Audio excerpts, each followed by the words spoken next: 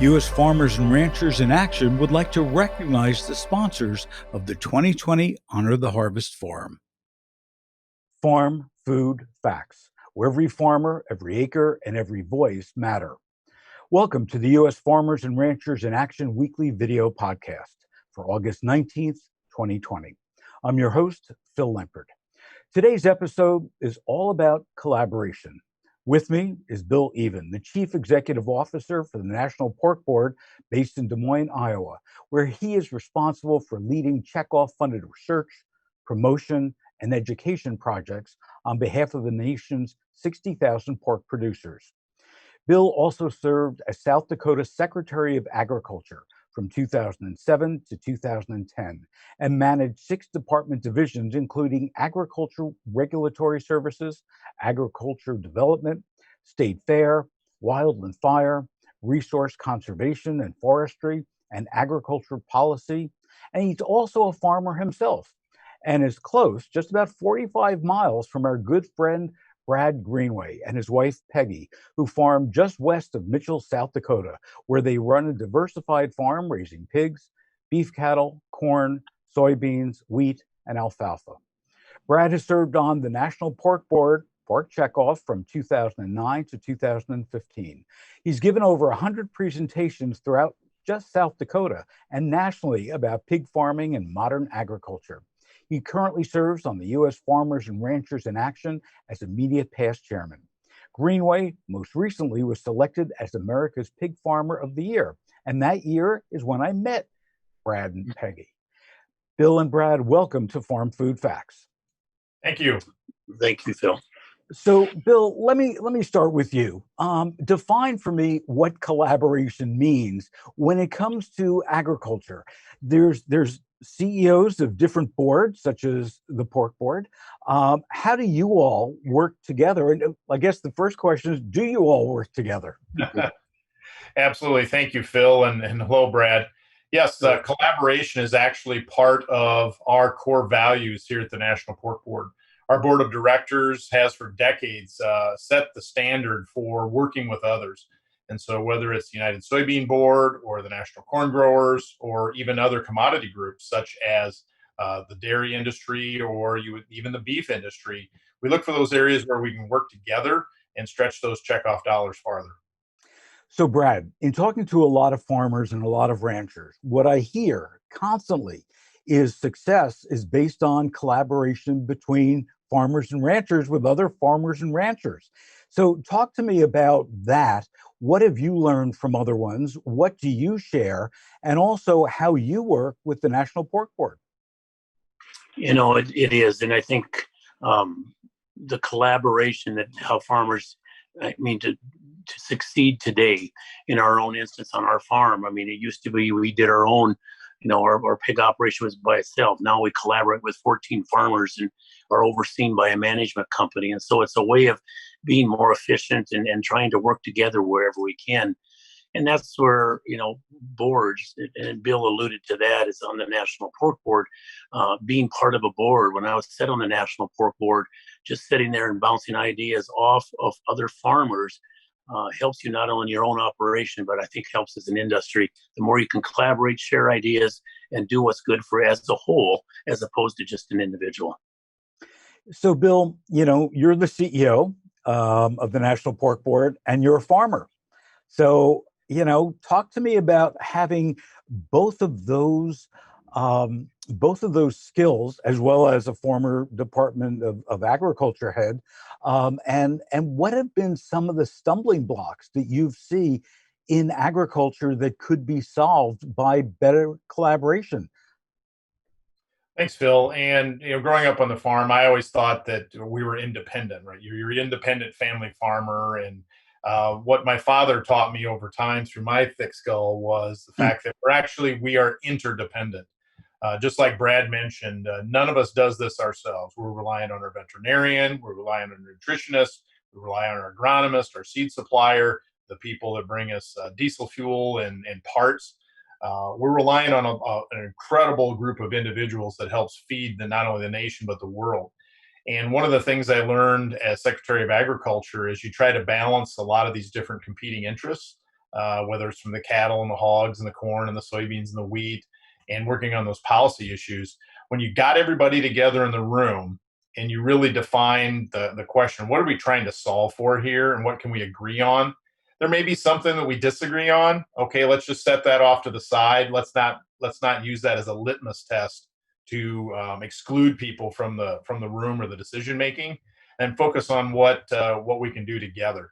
I think it's pretty clear if you watch cable news right now in this country that there's a lot of stridency among different groups of individuals, and fundamentally, that's never got us ahead. If you want to go far, you have to go together.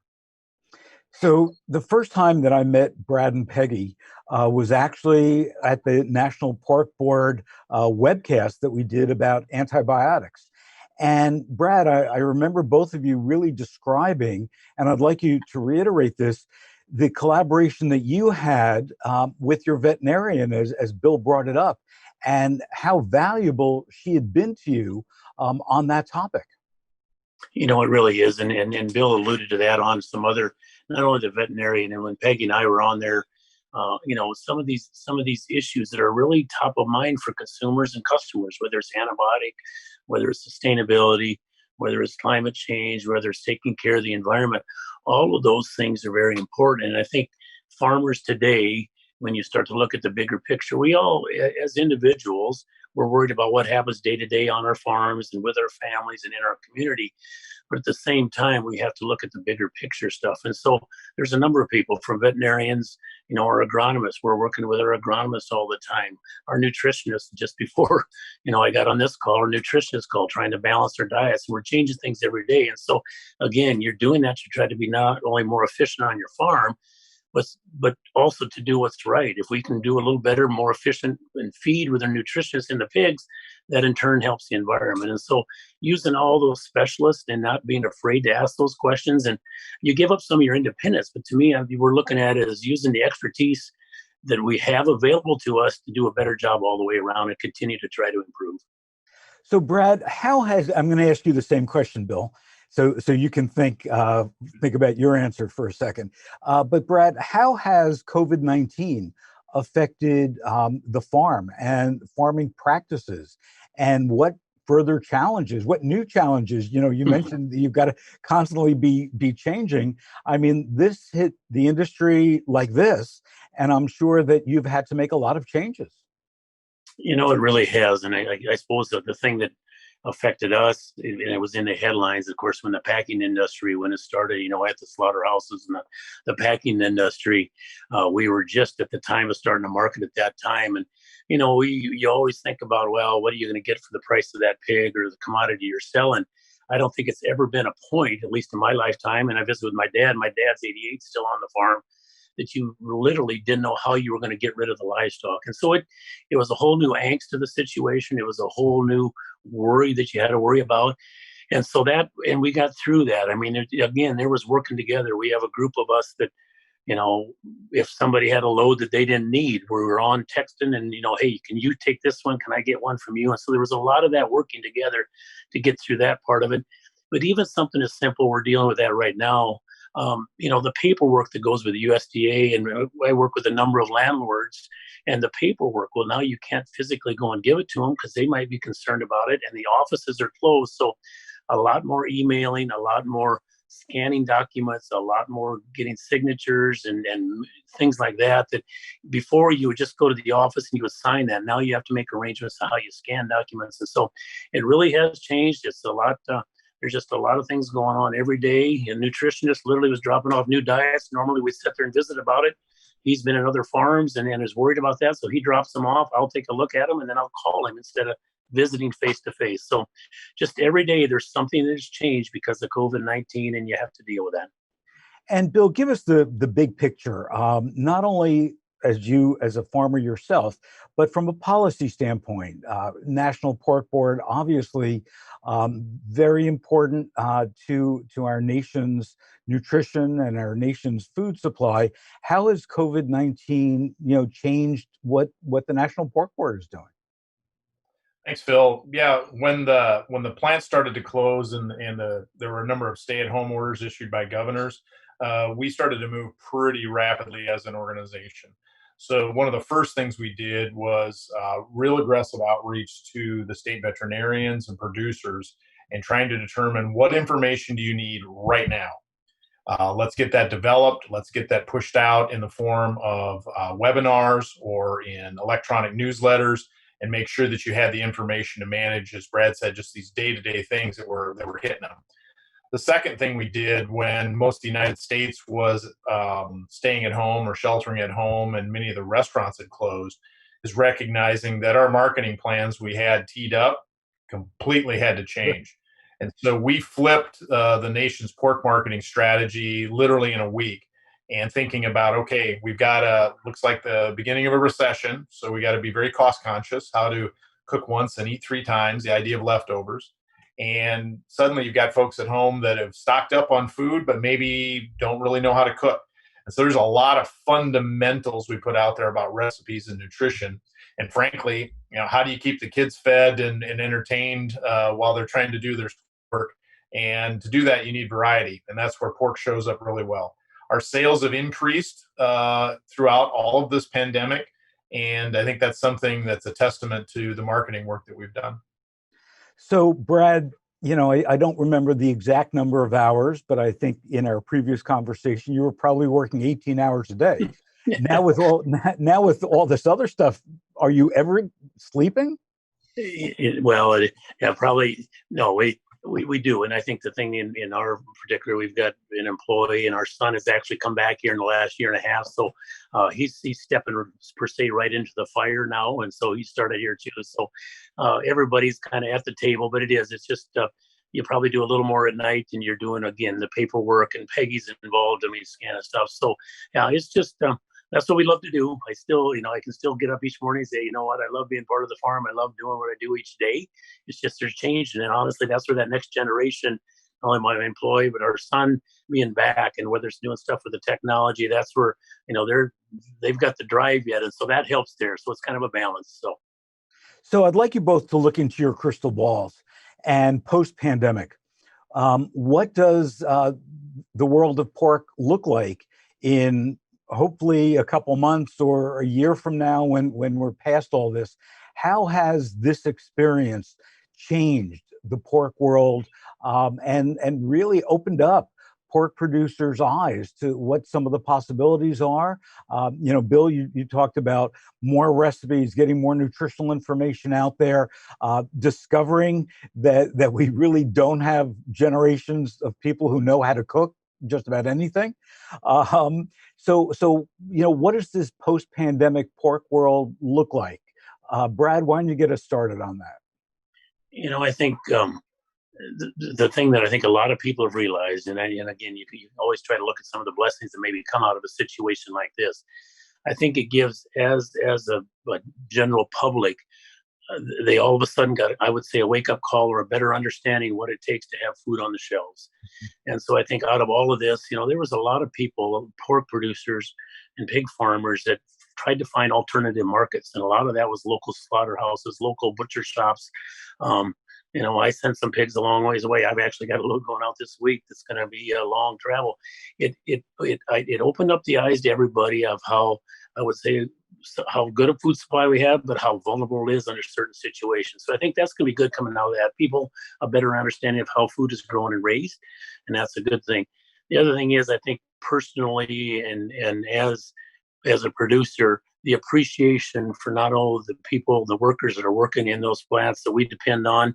Where our baby pigs are born in our sow barn, they broke with COVID. And so, all of a sudden when you lose 2/3 of the employees out of there, and you appreciate what they do for you each day. And so having an appreciation of the ones that make the whole food system go, you have a real appreciation and understanding of what they do. And so there's going to be a couple good things that have come out of all this, and knowing what we got to be prepared for in the future. And so there's always things you can learn in a crisis situation. I think we've done that as an industry.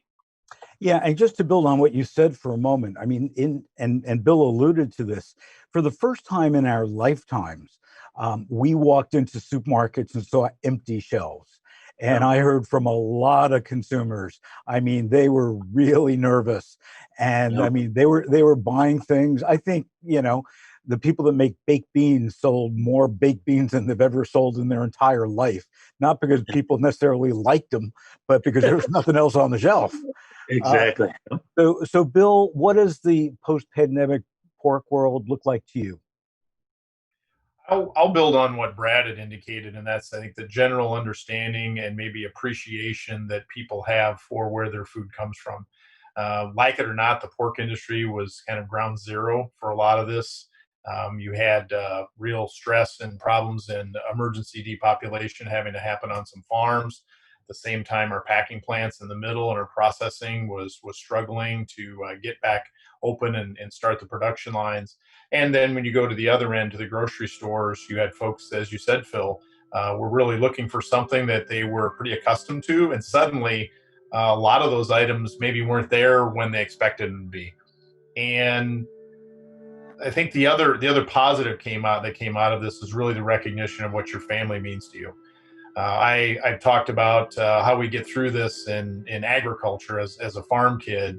I said it's really you have to have farming and believe in farming. You have to have faith in yourself and others, and the interdependence we talked about and the collaboration. You have to really understand that concept of service. There are a lot of people out here that went to work that didn't get the chance to just do it over a Zoom call. They had to physically show up and physically do the work. And that type of service is very important. And so those are the positive sides. I think where the industry is going to be at a year from now, a lot of the trends that were happening are going to be accelerated. And that whether it's food delivery, greater reliance and dependence on cooking at home and having ample supplies of food available for us, the restaurant industry is going to take a while to come out of it. And that's probably going to leave a mark there on the dining out segment. And so those are some of the major items we're looking at the national level. Well, Brad, Bill, thank you so much for joining us today on Farm Food Facts, a wealth of information. And stay safe and be safe, and we'll talk again soon. Thanks, Phil. Thank you, Phil. U.S. Farmers and Ranchers in Action would like to recognize the sponsors of the 2020 Honor the Harvest Forum. Our movement sponsors, United Soybean Board and National Pork Board. Our presenting sponsors, Wells Fargo and Cargill. Our gold sponsors, Bayer, Dairy West, Nebraska Soybean Board, McDonald's, Nutrien, and the Foundation for Food and Agriculture Research. Our bronze sponsors, Purina and Ernst & Young. Our youth sponsor, Ruan. And our donor sponsor, Tyson. For more information on all things food and agriculture, please visit us at usfarmersandranchers.org. Also be sure to look out for us on Facebook at U.S. Farmers and Ranchers and on Twitter at USFRA. Until next time.